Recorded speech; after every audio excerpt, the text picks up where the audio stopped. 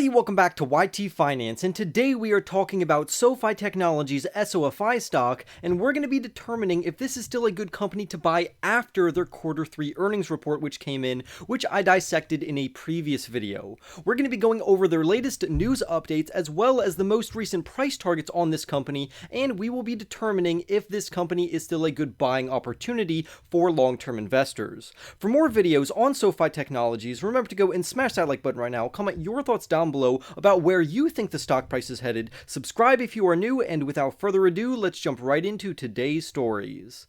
So SoFi Technologies is a fintech company or a financial technology company that offers an all-in-one inclusive digital app which gives their consumers access to various financial services and financial products.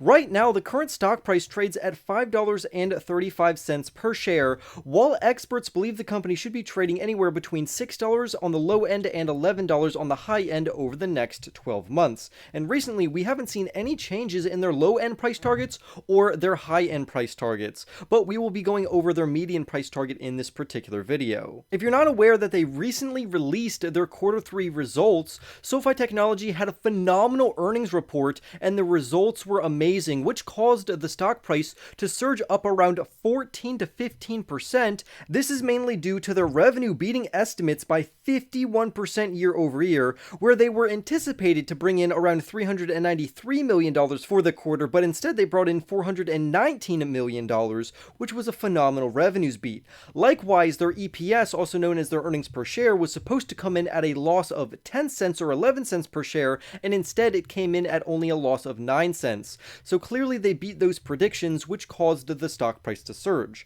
On top of that, their EBITDA, also known as their earnings before interest, tax, depreciation, and amortization, was around $44 million, which was way above what analysts projected and forecasted for this company, because they were only supposed to bring in around $29.1 million, and this equates to around a 51% beat on this particular financial metric, which again added more momentum to the stock price. On top of that, they added for the quarter around 424,000 new members, which gives them a total of now 4.7 million total members, which is amazing. All of this positivity has caused the stock price to surge, but recently the stock price has pulled back. So this begs the question, should you continuously buy SoFi stock after the Q3 report? And for me personally, I'm saying that I will not buy anymore unless the stock price drops below $5 per share, because I'm already allocated enough to this company. I have around a 4% allocation to this company because I practice proper risk management and I don't want to overexpose myself just to one single risky growth company. I have a plethora of companies in my portfolio that not only diversify me and cause my portfolio to increase, particularly during times of stock market uncertainty, but it also allows me to build wealth over the long term without me taking on unnecessary risk of losses. Because let's say we had a 20% portfolio allocation to SoFi Technologies and this stock ends up not working out and it drops in price or even potentially goes out of business. That means we're going to lose around 20%, or let's say it just drops half of its stock price, which means we would lose 10% of our portfolio, but either way, that would be catastrophic for investors. That's why you should have a handful of fantastic companies in your portfolio, not just a few risky growth companies. Now, particularly in regards to SoFi Technologies, their bank charter that they obtained over a year ago has come in handy by not only lowering overall expenses, but also increasing their overall revenues and deposits. By having a bank charter under their belt, it allowed their customers to feel more comfortable depositing their money into an actual banking institution. And over the recent quarter, the total deposits of consumers and customers depositing and putting their money in checking accounts or savings accounts grew by around 86% to $5 billion. On top of that, the people who are putting their money into this particular checking or savings account have FICO scores of close to or around averaging 750.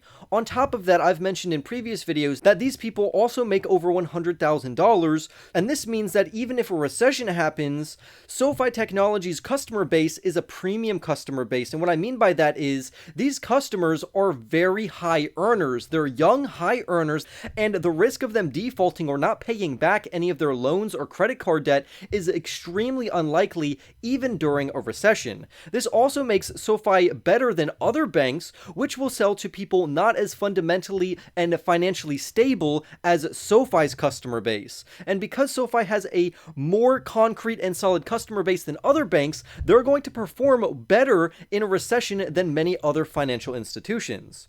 Total loan origination volumes or refinances came in at around $3.48 billion, and almost 500,000 of this was just due and attributed to student loan refinancing. So the student loan refinancing volume came in at around $457.18 million. But why is this company all of a sudden experiencing this uptick and this drive of demand for this particular service? Well, SoFi Technologies is not only known for refinancing student loans, and that's how they got their start, but the student loan moratorium is ending as of December 31st, and it's very unlikely that this will be extended again. And this means that people who are not paying on their student loans and these loans are not accruing interest right now, that interest will start to engage again after December 31st, and these people will be required to start paying back their loans. This has caused people to think about refinancing their loans, and one of the best student loan refinancers on the market right now would be SoFi Technologies, and this is why we are seeing an increase in this demand, which I have talked about a multitude of times. And this demand is only set to grow as we get closer to December 31st and immediately after December 31st. On top of that, many other banking institutions, including SoFi, are experiencing a huge increase in demand for their personal loan volume. I have a whole video dedicated to talking about this, but I just wanted to throw it in this video as well. As a recession gets closer, people are more likely to take out personal loans. Why is this? The reason for this is because if these people have credit card debt, they would rather take out a personal loan, which would charge them anywhere between 7 and 15% interest on that loan, compared to credit card debt, which could charge them anywhere from 16% to 25% on their loans. Recently, the Fed rose interest rates by 75 basis points or 0.75%, which is a huge increase. And the reason they're doing this is to get inflation under control, and trust me, inflation is far worse than increasing interest rates. But as they increase interest rates, it will cause short-term pain in the stock market, causing a plethora of technology and growth companies and even blue chip companies to feel the weight of this. It's causing investors to take money out of the market and either invest into the bond market or just to keep cash on the sideline, because if the economy gets even worse and the recession gets worse, you're going to need that extra flexibility. But in my personal opinion, you should not have even invested that money if you needed it in the next 5 to 10 years. You should already have a comfortable cash reserve fund or a rainy day fund, which makes up around 3 to 6 months worth of your expenses, causing you never to take money out of the stock market. And if anything, you should continuously dollar cost average into the market to build your wealth over the long term, and that's exactly what I'm doing. So what do we think about SoFi? Should we continuously buy SoFi Technologies? Well, the answer is really up to you, which will be based upon your investing strategy. Like I said earlier, I already have an allocation to this company where I am comfortable at a 4% allocation. I think it's unwise to have over a 5% allocation to a company such as SoFi Technologies, but everyone's going to do what they want. Now, I want to go into some of the accounting ratios surrounding this particular company. Their price to sales ratio, also known as their PS ratio or PS multiple, is currently 3.3x, which is actually not terrible. Now, if we compare this to the median PS ratio for their industry, that comes in at around 3.15. That tells us that SoFi is trading at a slight premium and we're overpaying for the stock, and we should wait for the stock price to fall even further. Like I said, I'm going to wait until this company falls below $5, and then I'm probably or most likely going to increase my allocation to a 5% allocation and then just let it ride for the long term and probably move on to another stock. Now, for context, financial institutions normally have a slightly higher PS ratio, and particularly growth companies have a much higher PS ratio, but the S&P 500, which is a fantastic stock market benchmark, trades at around a PS ratio of 2.3 times. So I don't anticipate that SoFi Technologies should go that low before we invest, but I do think they should be trading somewhere comparable to their overall industry, so we can compare SoFi Technologies to other financial institutions that they relate to or are in competition with.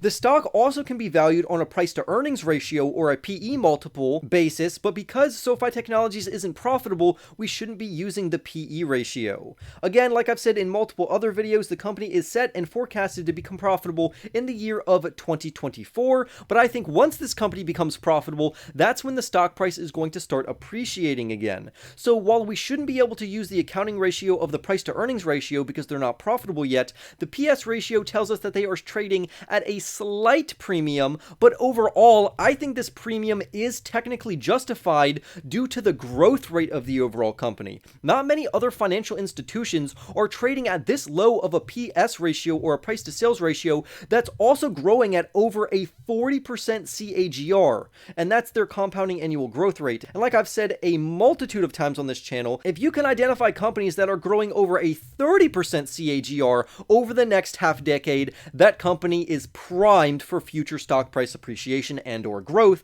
if you compare it to a low PS ratio. And I think that's exactly what we find for SoFi Technologies. This company is still increasing their overall revenues, they're rapidly growing their customer base, they're cross-selling products, which is what makes their business model so fundamentally solid, and they are also on a straight trajectory to achieve profitability, and they're still on track for that. So overall, I would say this was a very strong showing by SoFi Technologies, particularly during a time while the stock market is falling, on top of the Fed increasing interest rates with an overall macroeconomic environment that is very inflationary. So all of that to say that SoFi is still a fundamentally strong company, and I still do tend to enjoy it and report on it, and as long as you all keep watching, I will keep reporting on this particular stock. But what does TipRanks think about this particular company? I wonder what they think. Well, they actually think that overall, SoFi is doing pretty well. The only problem and caveat that they have with SoFi Technologies is their home loan originations radically declined. But I would say that's not something to worry about because the overall real estate market is going to be quite choppy, including the overall stock market will be quite volatile over the next couple of months, if not the next year or two. The reason for this is because of the high interest rates. As interest rates increase, it's going to make investors and or real estate buyers less likely to buy real estate if they don't have a lot of cash on hand.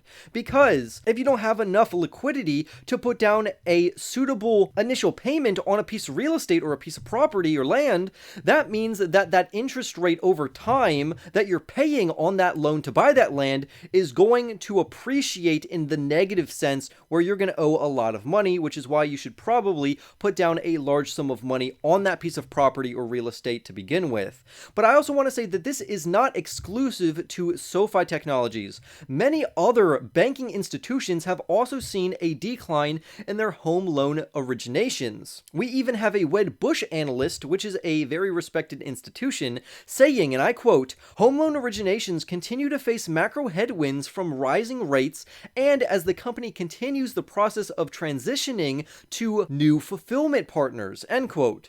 So like he's alluding to, as interest rates rise, people are going to be less likely to take out money to invest in real estate unless they have a large initial payment or lump sum of money that they can put down on that particular property.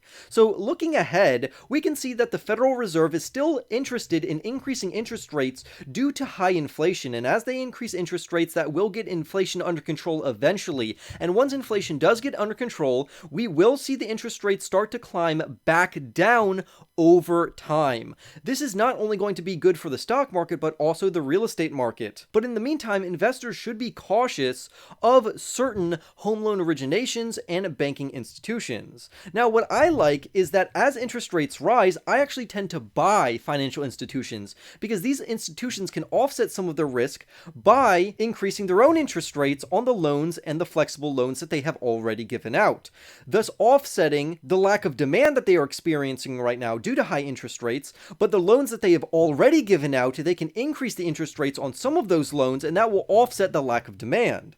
This makes financial institutions, particularly during the financial environment we are in right now, absolutely amazing for an investment, which is again why I own SoFi Technologies, because I think they are successfully disrupting the overall banking community. SoFi is truly a one-stop shop that offers anything from credit cards, student loan refinancing, debit cards, checking accounts, savings accounts, auto loans, home loans, and a plethora of other financial products and or services. This is why SoFi Technologies has a buy rating among TipRank's authors, who have surveyed 7 analysts who say to buy SoFi stock, while 5 analysts say to hold this company, while no analyst that was surveyed says to sell this company.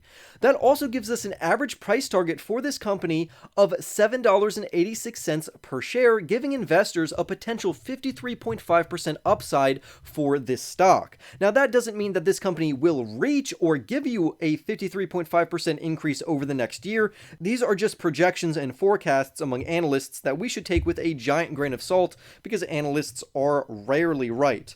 But I would say that this average stock price target is absolutely solid, that the company is trading at a decent price right now. Again, I'm going to wait for the company to drop below $5 if it drops below $5, but in the meantime, I think you could justify buying this stock. However, please, please, please do not buy the stock if you are already overexposed above a 5% allocation to this company. Literally look into practicing proper risk management, and the reason your portfolio is in the red right now is most likely because you have bad risk management. Every couple weeks, I show you my portfolio that I am building to $100,000 in 2 years or less, and we're already at around $50,000, and my portfolios are actually increasing due to not only the dividend companies I'm investing in, the reverse ETFs that I'm investing in, which increase in price as the stock market falls, but also by diversifying my portfolio to where other people's portfolios fall much more drastically than mine, but when the stock market rallies and it's an all-out bull market, my portfolio also outpaces their portfolio. So if you want more videos on that one, go ahead and comment down below or look up that playlist. But overall, I would love to hear your thoughts down below on SoFi stock, where you think it's headed, if you're buying, what your current allocation is and weight is to this company, how you're practicing proper risk management during this very volatile time in the overall economy. Also, subscribe if you are new, and I will see you in the next YT video.